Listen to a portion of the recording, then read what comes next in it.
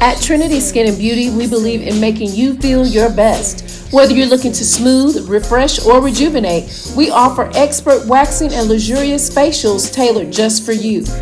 Experience our signature facials that hydrate, brighten, and nourish your skin. Feel the stress melt away with every touch. Say goodbye to unwanted hair with our quick, professional waxing services, leaving you smooth and confident. Relax, revive, rejuvenate. Visit Trinity Skin and Beauty today, where beauty meets relaxation. Call Calandra today at 601-953-9476 and book your appointment. And oh yeah, tell them Sonia sent you. She say sports.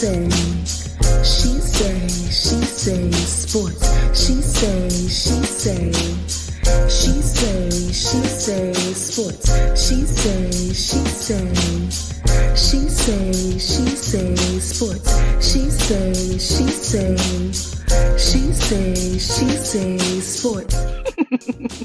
Hey y'all, it's your girl Sonia, and welcome back to She Say Sports. Please welcome back the usual suspects, former NFL players, Cedric Donaldson and Jameion Spencer. What's up, guys? Yo, what's going on? Hey, look, guys, I'm just getting over a cold. You hear my voice. Can we not do the foolishness tonight? Can we? Won't happen. You got to have it all. Won't happen. I'm going to have bad coughs. Look, as long as you don't fall out that chair again. Yeah, please. You know what? Okay, that's how we doing. Look, that's how we going to do things. Okay, well, guys, get right into it since y'all want to play. Super Bowl 59 is coming up on Sunday against the champion Kansas City Chiefs and the Philadelphia Eagles in New Orleans, Louisiana. NOLA. Yeah. This is a rematch for both teams from Super Bowl 57, where the Eagles let a 10-point halftime lead slip, which allowed the Chiefs to come back and beat them 38-35. That was a heartbreaker, because I was going for Jalen, and I'm going for Jalen again. Jamie, in this game will be a historical for 3 reasons. If the Chiefs win, they will be the first team in NFL history to three-peat and have an instant dynasty for them. 2 Black quarterbacks playing against each other again, and Eagles assistant coach Autumn Lockwood is set to become the first Black woman to coach in a Super Bowl. How amazing is that? How amazing. Now, it's been 4 women coaches already that have been in the Super Bowl, but she will be the first Black. So that's awesome. Jamie, what adjustments do you think the Eagles would need to contain Patrick Mahomes on Sunday? Yeah, so I don't think there's a matter. Well, first off, let me just say, the 3 first or the things you got significant wise. I mean, they're to be kind of thought about, holistically, honestly, because I mean, when you talk about just the fact that you repeat in this league is hard. That is a tough task. But the three-peat is absolutely just astonishing, and not necessarily in any sport, right? That's why we talk about Jordan and his 2 three-peats that he had. You talk about some things that can't be done, so you have to look at the culture of the organizations and how these things have matured. But the Black QBs, I'm loving the fact that we're normalizing that now, right? So we don't have to keep calling it out, because these are great QBs no matter what they are. And, Jalen's been a winner no matter where he's been. You got to cheer for him. Patty Moe was really kind of discounted, and I thought she really should have been probably the first pick in the draft, if anything, during his years. But he just keeps amazing us with it, not only his maturation level, but his improvs and everything else. But and I mean, and the fact that, we got a Black female that's in this sport at this time doing what she does. And, I'm not going to say I'm surprised, because, I think we all know that, Black women have really been the backbone of our communities for, as long as I've been alive and well before then, right? So It's no surprise. And look, when a sister make up her mind that she wants to do something and gets it done, we're going to do it. I mean, yeah, you're going to be on the top of the game, so you got to give it to her. I mean, I just want to see where she goes from here, right? I don't want to just see her at that assistant level. I mean, I want to see her at the head coach level, if not the general manager level. Hell, let's go ahead and get her to the owner level. I mean, that's where we really need to matriculate a lot of that ingenuity, a lot of that fire, a lot of that knowledge of the game. Let it get into that ownership part of it, I love it. So I'm extremely excited, from a lot of those firsts. But the adjustments, man, this is really a hard game to really. You talk about adjustments. I don't think it's a matter of how many, because I think both teams do a very good job of adjusting on the go, right? I think we've seen those guys make a lot of adjustments as they've gone throughout their games. No matter which way they play, good or bad games, you can see how they've gelled as units. You can see how they feed off of each other's energies and also help to kind of cover each other's opportunities or challenges that they have. One person having a bad game, another person picks up. I really believe it's about who makes the most mistakes in this game, honestly, right? If we get to the point, you have a turnover battle, you get some missed assignments, some misreads. I think both defenses are opportunistic, and really, it's going to be up to just those one or two minor slip ups, not misreads, missed throws in the dirt, that are going to make a huge difference in this game. I agree. And before we go to your question, said, I don't know if you guys saw Roger Goodell. They interviewed him today, and they asked him, did he feel like that the NFL was catering to the Kansas City Chiefs? Did either of you see that? Yeah. Okay, what are your thoughts on that, Cedric? He said they're not. He said they're not. But come on, I mean, the chance. Yeah, the chance. They Matty Ho. You got to protect Taylor Swift. Yeah, you got Taylor Swift, and you got the best player in the league. You know what I mean? Patrick Mahomes is the best player in the league right now. And so until somebody knock him off, the NFL will be a fool not to protect him. They protected Brady. They did. They so protected Brett. I mean, not Brett Favre. Well, him too, but Big Ben.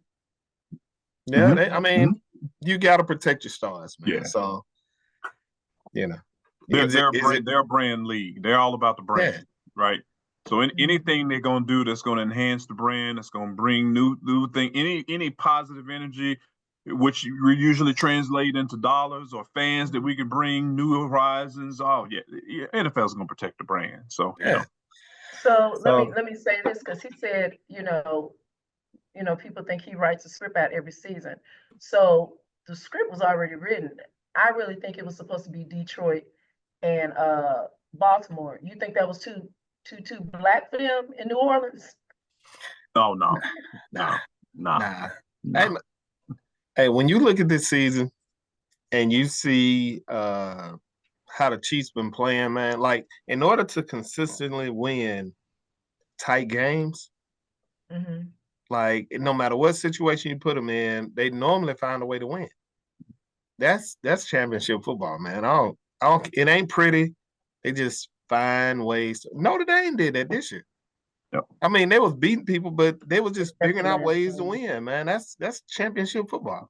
That's culture. I agree. That's and culture. That's culture. I guess people, including myself, I guess people feel like how people felt when the Bulls kept winning. It's like I want a new, and I get it, but I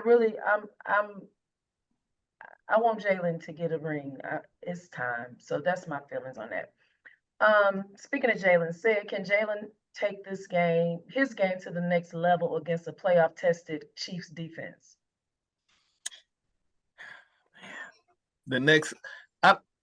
For them to win, Jalen, all he needs to do is don't make a mistake. And he's not a real mistake prone quarterback anyway. So I wouldn't say that he needs to step it up. He just needs to be on par with what he's doing. The key to them winning is Saquon running the ball. Oh, yeah. Yeah. So Jalen, man, he's just a leader. You know what I mean? That's his job. He's not going to be Brett Favre or one of these quarterbacks that's, that ain't his style. He's a leader of men, and that's how he's going to win. So I don't want to discredit his style by saying he needs to step it up and throw for 1,000 yards. Nah, they're gonna win with the run. They're gonna run the ball. Jalen's gonna run the ball. He's gonna throw some nice passes in there to his receivers. They just need to get out on the big lead because they got that man on the other side. A grown man. Oh, they got that man. They got that man. Speaking of Jalen's style, did y'all see Jalen in the New Jack City outfit, the other day with the camo? Oh, yeah. That was so freaking dope. First of all, I love it. He like a grown man, okay? First of all. Secondly, I'm like, I'm hoping that, because they emulate everything these stars do. Start dressing nice again. Like he had on like the little baggies and he looked really nice. I loved it. I absolutely loved it. He looked like somebody's 62-year-old granddaddy, but it was, I was like, okay, but I liked it a lot. I did. Yeah, that boy had on trousers. Yes, grown man gear. Yes. Excuse me. He had on trousers. That's exactly what he had on. And he looked at somebody like he was about to say, all right now. I mean, he looked like a grown man. I said, okay, Jalen. I loved it. Jay, do you think the Eagles' offensive line can dominate the Chiefs' pass rush, especially in a high-pressure game like the Super Bowl? Whew. Man, that's tough. That's tough. Because here's the deal. I would think in years past, well, let me say this first though. The Eagles' O-line is probably the best that we've seen in the league functionally as a unit in a while since the days of the Hogs in Washington, or the Denver Broncos when they were running zones over everybody left and right. Why? I mean, functionally, they don't have a weakness across the board. I mean, I feel like every one of those dudes are the same person, right? Mm-hmm. They mean Lane Johnson, Pelele, Mekhi Becton. These are monsters. These are monsters in the dirt, man, and they go out and they show everybody. Do I think that they can dominate this game? If you asked me that last time that they did play this Super Bowl game, I would say yes, because the D-line at Kansas City, probably we featured Chris Jones and then a whole bunch of other dudes. This year, I think we see a different Kansas City D-line. I think between, Chris, you got Karlaftis, you got Pennell, you got, Uzoma. You got a bunch of dudes who at a certain point in time, you never know when Chris is in and out of the game, which in my opinion is a testament to everybody else kind of stepping up their game and not putting it all on their back. Those dudes are hungry, right? I've been so impressed watching their defense function this year than I have in the previous years because they had that bend don't break mentality. Whereas this year, I've kind of seen the genius of Steve Spagnuolo and his creative blitzes, his linebacker, Nick Bolton, and those guys are playing like lights out of this world. And for the first time, I think we've seen they're healthy. They're healthy. So, I think that game in the trenches is going to be one that is going to have a certain, age level and fortitude that you're going to have to bring to it. I don't think it's going to be anything earned, but I don't think it's going to be dominated one way or the other, to be honest with you. It is going to be a last man standing for that portion of it. And, to say that the Eagles O-line is going to, roll right over these dudes, I don't think that's going to be the case this year. Now, they're going to get some tush pushes in there and everything, but I can guarantee you, I think the equalizers are going to be the amount of D linemen that they have this year to go through and punch in the mouth and get punched in the mouth. It's going to be a huge difference that we're going to see. I think you're right. Yep. I think you're right. Jay, I'm going to keep you on because I know you played for Andy Reid. Did you play for Andy? I did. I was there first year. Did. I'm talking about Cedric. No, I didn't know. Yeah, that's what I thought. I knew you like played the Walrus, Andy. Yeah, I love Andy. I love him so much. Jay, how much of a factor do you think the experience of Andy Reid coaching in multiple Super Bowls will have on the Chiefs' approach to this game? Yeah, I think Andy's a superior coach, right? I think Andy is cool in the clutch. Andy goes for the juggler, right? I think the Andy we see today is different than previous years because you can see how he's learned from his previous mistakes and he does not leave any room for I thought I could or I wish I had or second guess in what he's doing. He's calculated this year. I don't care when they've been playing bad, they've been playing good. He does not change. He is out there going for broke, and his leaders on the field are really a personification of him, right? Because there are times when I have watched him in some of these close games, and you can see some of these coaches over there freaking out. And Andy's just the same. Look, he is out there. Look, he is working the refs. He is doing his thing. But for the most part, you can tell that he has ultimate trust of his team, and he trusts his guys who are out there on the field. And that type of bond, man. I mean, it's powerful. It's powerful when you get in any game. But in the way that they've been winning this year, I think they're very comfortable with no matter how it goes. If it's low scoring, if it's high scoring, if you leave them a chance and you leave the door open, they will shut it in your face. And that is what we have to make sure that if you're playing against Andy, you do not take your foot off of his neck because he will come back and get you. Like he did 2 years ago with the Yep. Eagles.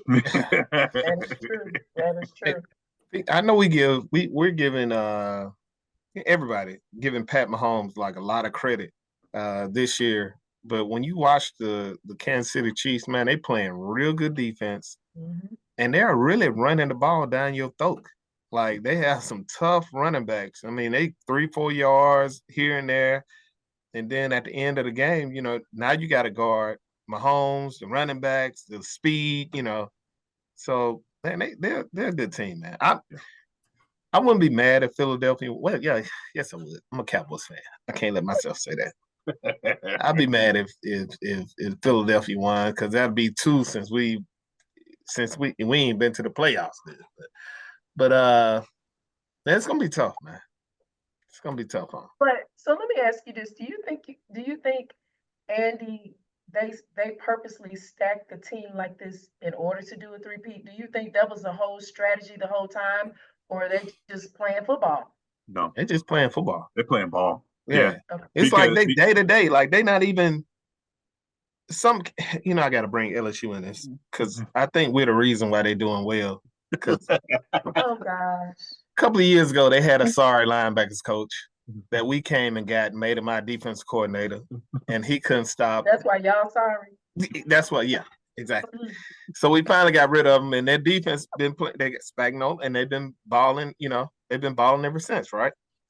But so we're supposed to be on our playoff run, right? And the team is already talking about like, oh yeah, we're gonna win we're going to the playoffs, we're gonna win the national. They talking about that today. They just put out a hype video today. That ain't how teams win, man. Like I actually want to make me laugh. Yeah, it's day to day, bro. Like you don't even, that could be a goal somewhere on the wall, but you just putting in the days, right? And that's what Kansas City has been doing for 3 years. Just putting in the work. Look, I'll tell you this much, and I think early on in the season, nobody was impressed watching Kansas City play. Right? Mm-hmm. It wasn't what we were used to seeing, meaning that high scoring, openly dynamic. We were talking about how old and slow Kelsey was and how ineffective he was. We were talking about the steps that some of these guys had lost. I mean, we were really talking to them as if they were not the champs still, right?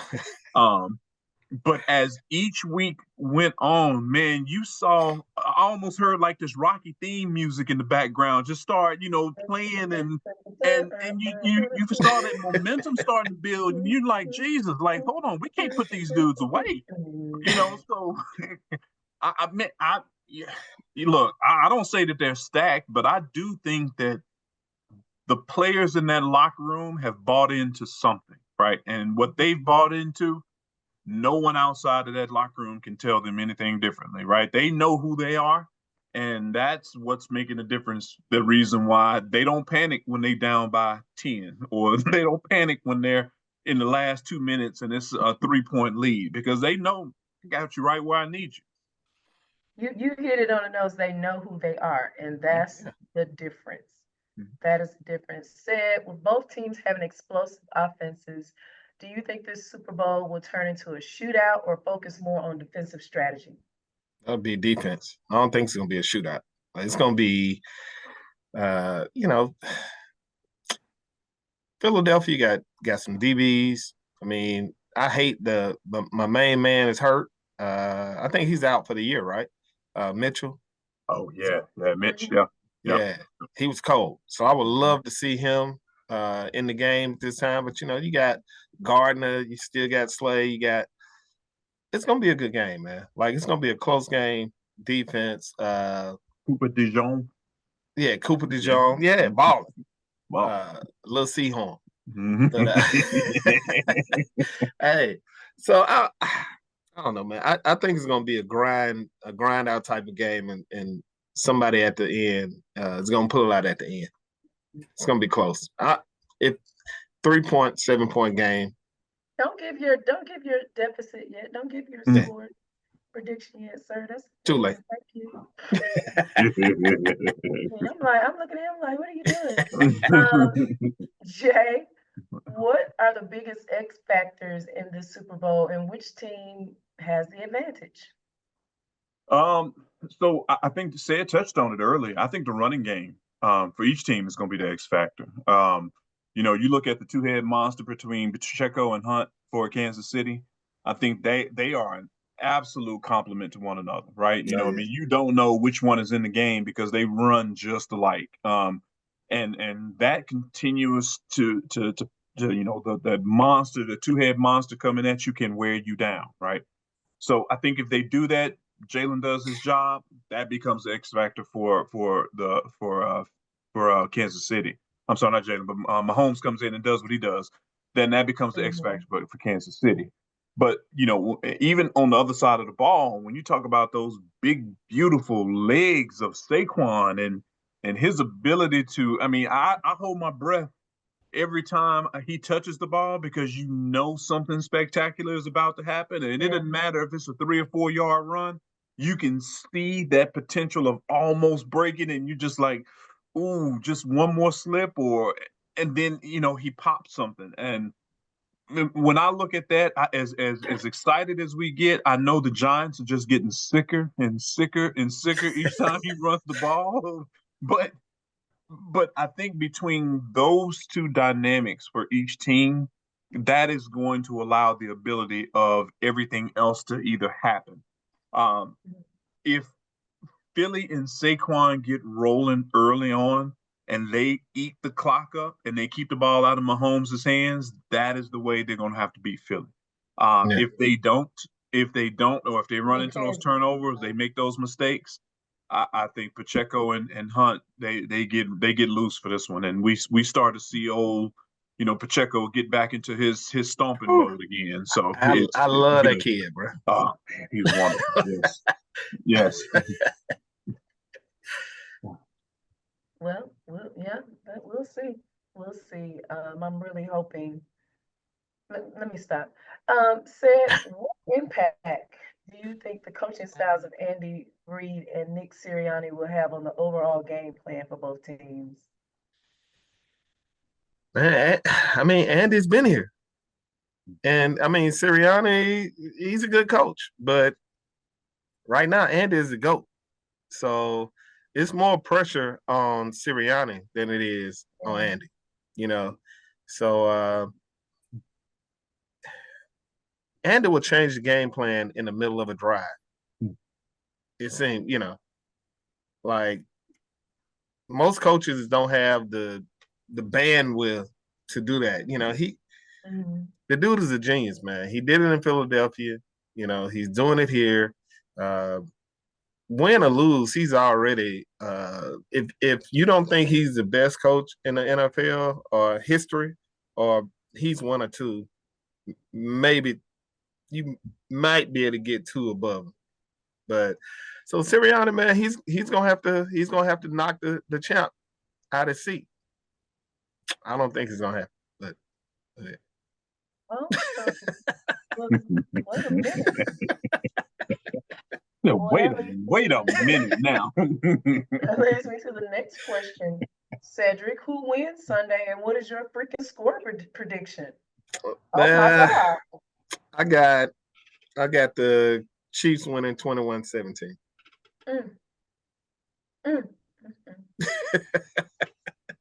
Jameion?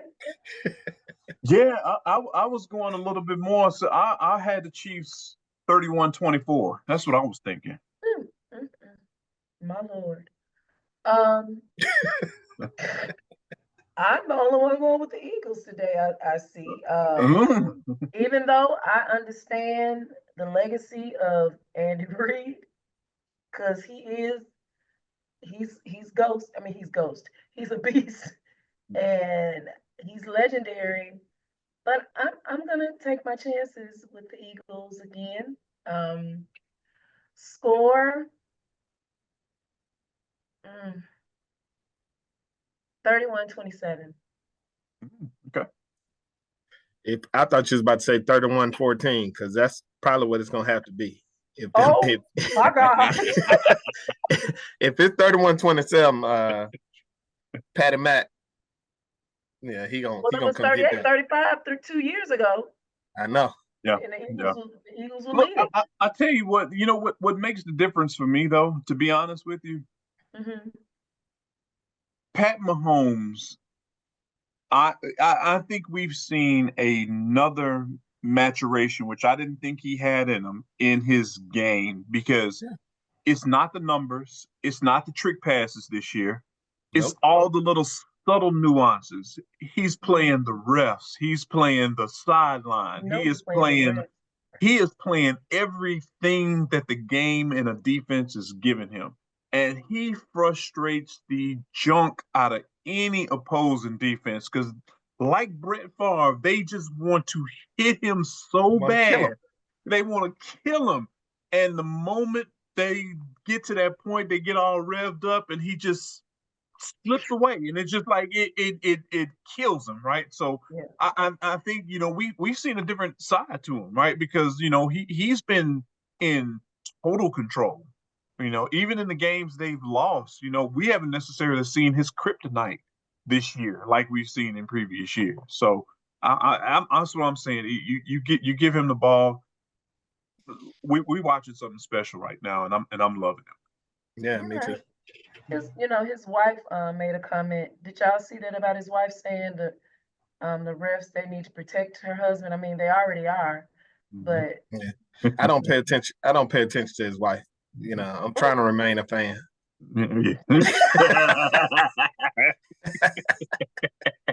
Look, trying to remain enjoying football. Yeah. I'm trying to remain a fan.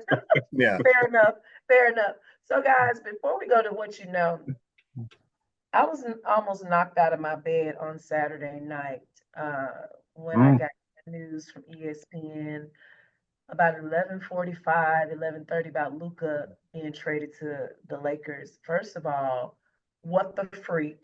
Okay. He thought it was a joke and he was waiting for them to, bring him out April Fool or something. This man just was in the NFL finals a few months ago. I'm sorry, what did I say? NFL, I'm sorry, NBA finals a few months ago. He's one of the top leading scorers in the NFL. Why I keep saying NFL? Because that's what you're talking about. It's Super Bowl week. The Super Bowl week, and plus, look, he got Ramrod. He got tush push. Correct. I'm so freaking pissed. I'm so angry about this.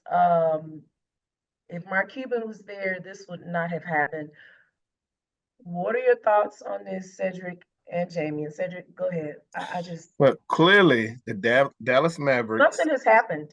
They love LeBron James more than they love themselves. Because they sent LeBron a shooter that he can ditch it out. This dude's gonna play well with LeBron, man. I think that's a great. You said the Mavericks love LeBron. Yeah, more than they love themselves. Yeah, that's the only thing that you can. It don't even make sense. Something has happened. They didn't even reach out to other teams and let them know that this trade was going on. No, they did not. LeBron didn't even know. That's what I'm saying. Nobody knew. Something happened. Yeah. AD didn't know. Luka didn't know. Look, oh my God! Did y'all read his letter? His goodbye letter today? I cried. Yeah, you should cry. You a Dallas fan, man. I'm so glad that I do not sing for the Mavericks anymore because this how I be singing. Oh, hey, he said, hey, but y'all GM said when y'all win, the frustration is gonna be gone. It sucks, first of all. Anthony Davis gonna be. What is he talking about? We want to win now. We don't want to win 10 years from now. We may not even be alive. You know what? Sir, y'all was in the finals last year. What else he has to prove to you? Y'all just should have gave them time. I've seen Anthony Davis sprain his throat when somebody else was singing the national anthem. So 5 times. Hey, for real. Hey, did you say he strained his throat? Yeah, sprained his throat. Oh my gosh. Yeah. I'm so devastated. And missed 7 weeks. I'm devastated. Jameion. Yeah. This is one of the great mysteries. And look, I'm gonna say this. This is a script. This is the Adam Silver trade. You know, I'm gonna just go ahead and put it out there. This is the ratings were down for the NBA. They needed to get somebody's attention. They waited till Super Bowl week to all of a sudden say, you know what? I need to get some attention now because I need to get some ratings before we go into All-Star week. And here's the time I'm going to do it. So that's the only thing I can figure because it makes absolutely no sense. A 25-year-old, not even getting to the peak of his career, franchise player that has not done anything but giving you everything. Everything. And then if somebody because of the weight, get him a trainer. Dude. Look, we can use look. Kobe talked about how out of shape Shaq was for all these years. It still don't take for the fact Shaq is still a monster, right? Look, Shaq is still one of the top centers ever to play that game. It didn't matter what he showed up as. But when he showed up, he showed up. And that was what, so I couldn't take anything from Luka. I don't care, if you talk about the conditioning part of it and everything else. Yeah, everybody got a prototype. You got an ideal. But when you turn on the tape, you look at that cat shoot, play his heart out the way he does, hurt, not hurt, all the cut marks and everything else. Look, I'll take that Warrior any day. Any day. It's going to be beautiful. It's going to be beautiful watching LeBron dish it off to him. And, yeah, it's going to be – because LeBron don't really want to score. He will, but he don't want to score. He want to pass. Luka take all them shots. I know. I don't even like the Lakers, but it is what it is. It's going to be scary. Yeah. It's going to be scary. Oh, Luka, we're going to miss you so much in Dallas. I'm going to miss you so much. That was maybe the next trade. Maybe they're gonna trade LeBron to the Mavericks, and then y'all can have. First of all, no, we don't want him either. We don't. No, you can't say that. No, I don't want him. I don't. Triple double. The Texas teams, they're pretty, especially San Antonio, very even keel. Dallas is probably the biggest star out of the 3 Texas NBA teams, but. I mean, San Antonio, they even keel. They do their job. They go to work. They go home. When Lamar Odom came, it was too much chaos around. Chloe was there. It was too much. If LeBron, we just want to know. We don't want Lamar Odom. We don't want him. Just go. I don't know if he's trying to wait around for the other child to come, but we just go home, sir. I love him. I'm proud of what he has accomplished, but I'm over it. I'm Oh mad. no, I don't want that grown man still hopping around like he's Hey, he's 20. still balling. He's still balling. he's I need still that fountain balling to now. use the I heated mean, fountain. and I'm happy for him for that because it's like I mean, you breaking I mean, you doing some breaking records, you playing with your son, amazing, amazing. But we don't want him in Dallas. Thank you. Moving on. Thank y'all. Look, I'm mad now. Thank y'all for being on the show tonight. Actually, this is the last show for us this season. It was quick. Went The pretty NFL fast. was quick. Time flies when you're having fun. It did. So I know, right? So we're gonna play our game, what you know, and that's for myself and the listeners to get to know the guests better. We're gonna do Black History Month. It's February, and we're gonna talk about some athletes in in the NFL. And this is easy for y'all, but some people may not know.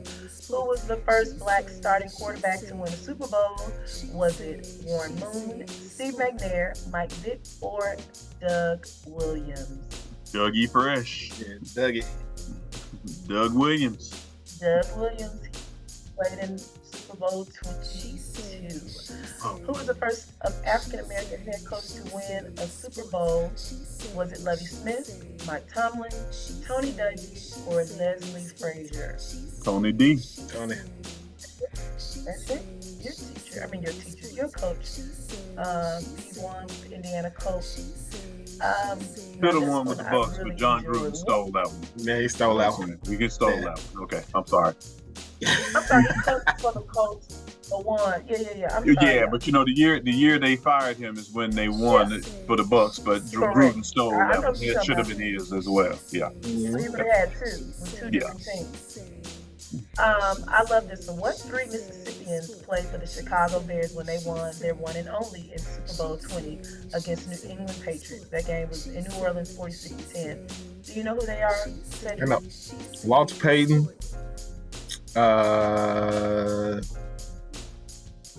Can't think of the other two. What about you, Jay? No Sweetness. Two were SWAC and one was SEC. Richard Dent? No. Marshall. Where did Marshall go anyway? I can't remember. All right. As you said, Walter Payton from Columbus, Mississippi, Jackson State. V, I love. He was the first all-time NFL rusher at the time. Bears running star. I'm sorry, blah, blah, blah.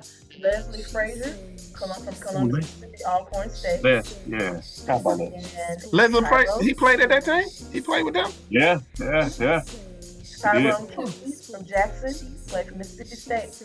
They were the defensive standouts. Who's that last one? Tyrone Keys from Jackson. Oh, Tyrone Keys. Yes. I forgot about Les. Yeah. How many Black head coaches are in the NFL as of 2024? Is it 4, 13, 6, or 8? Oh no, I'm gonna go with 4 because that's. Did you say 6? Mm-hmm. I said 4, 13, Todd, 6, Mike. 8. Todd, Mike.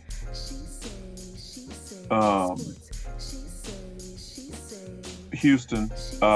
Atlanta. Yeah, so 4.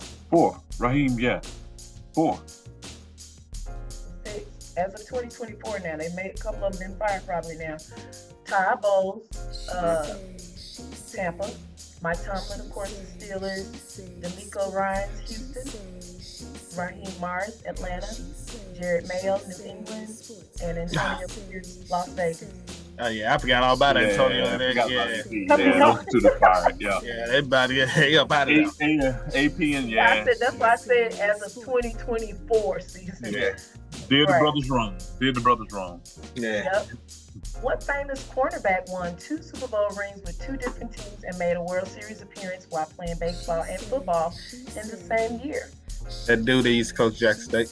That dude prime. Say his name. Prime time. Deion Sanders. Don't play. You know you love him. Hey, what? I still got the jersey and everything. Be busting the dance out the whole Look night. good, feel good, play good, they pay good. That's right. That's what he said, and this is true. Who sang the Star Spangled Banner? It wasn't me, guys.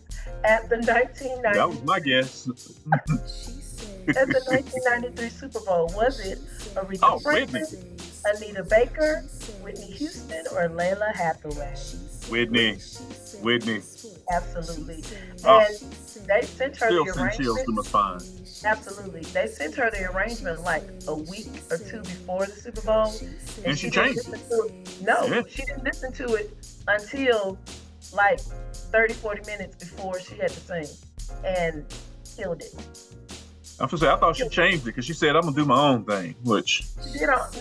she kind of did her own thing, but he was nervous because she hadn't even listened to it. So, because, they have music with it. So she kind of had to go with his arrangement. But it's Whitney Houston. You didn't even need to put nothing but it. Just give her a mic. Just give her a mic.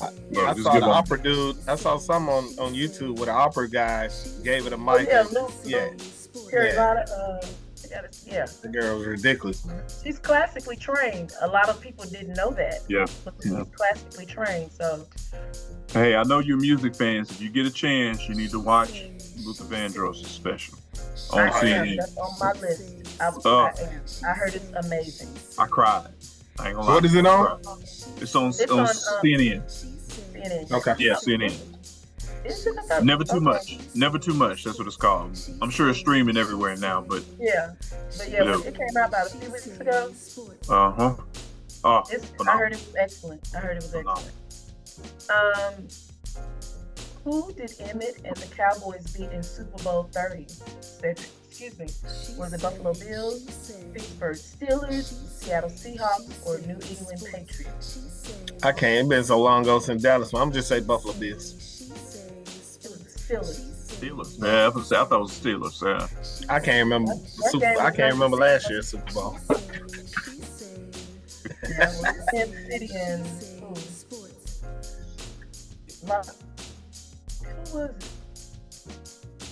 it? Both all three of us like what? I don't know. It was Kansas City and somebody. Which team did the Falcons beat in the playoffs in 2002 to advance to the second round? Was it Green Bay Packers, Oakland Raiders, Philadelphia Eagles, or Tampa Bay Bucks? In 2002? Green Bay Packers, Oakland Raiders. You know this Oakland Packers. Raiders. That is correct. 27-7. They beat the Cheeseheads. I love it. How many Super Bowls did Jerry Rice win with the 49ers? Was it 1, 3, 4, or 2? Ooh. 4. Say 4? I think 4. It's 3. 3? Who did he win another one with? I thought he had 4 rings. He got 3 with the 49ers, though. Did he win one with the Raiders? Or did the Raiders win one? No, they didn't win it. I don't remember that. Last one. This is a real blast from the past. How many Super Bowls did Mean Joe Green win? Was it 3, 1, 5, or 4?